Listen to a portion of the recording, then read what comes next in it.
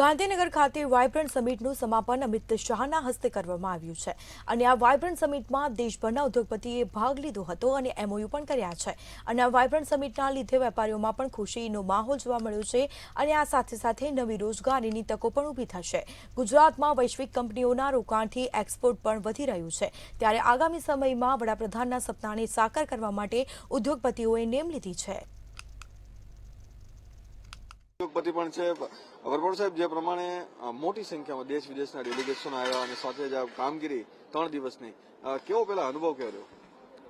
3 દિવસમાં બહુ વિશ્વના ઘણા બધા દેશોના ડેલિગેટ્સો આવ્યા હતા અને ગુજરાતનું એક વિશ્વ લેવલે એક અલગ બ્રાન્ડિંગ થયું। ગુજરાતી પ્રજા તો વેપારશીલ પ્રજા હતી। માનનીય વડાપ્રધાન નરેન્દ્રભાઈ મોદી સાહેબની દીર્ઘદ્રષ્ટિથી પોતે વડાપ્રધાન બન્યા, હાલમાં G20ની સમિટ કરી, એટલે વિશ્વમાં એક મોદી સાહેબનો એક કરિશ્મા છે। એટલે મોદી સાહેબના બ્રાન્ડના લીધે ગુજરાત મોટી બ્રાન્ડ બન્યું છે। જો વાત કરવામાં આવે કે ઉદ્યોગપતિ તરીકે તમે શું માનો, કારણ કે જે પ્રમાણે બહારનું જે ફંડ રોકાણ જે આવી રહ્યું છે, ગુજરાતીઓ માટે રોજગારીની તકો પણ વધવાની છે। કોઈ પણ દુનિયાની મોટી ઇન્ડસ્ટ્રીઝ હોય ને, એ એસએમઈ વગર મોટી ન થઈ શકતી હોય।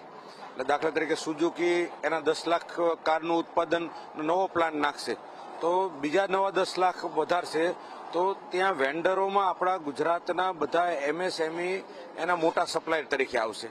એટલે અને ગુજરાત એ એમએસએમઈનું હબ છે અને એમએસએમઈ એટલે સ્વરોજગાર।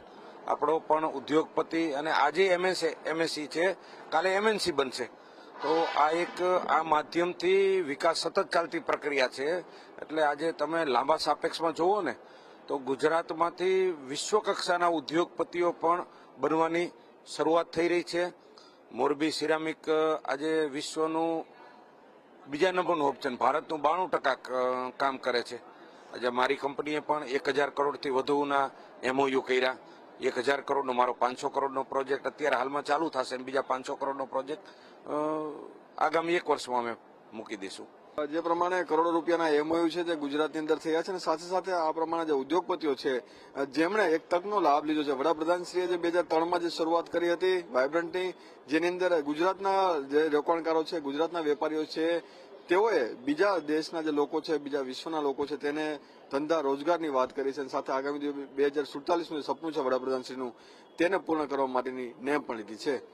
કેમેરામેન ઓમ પટેલ સાથે મેહુલ દુધરેજિયા, મંતવ્ય ન્યૂઝ, ગાંધીનગર।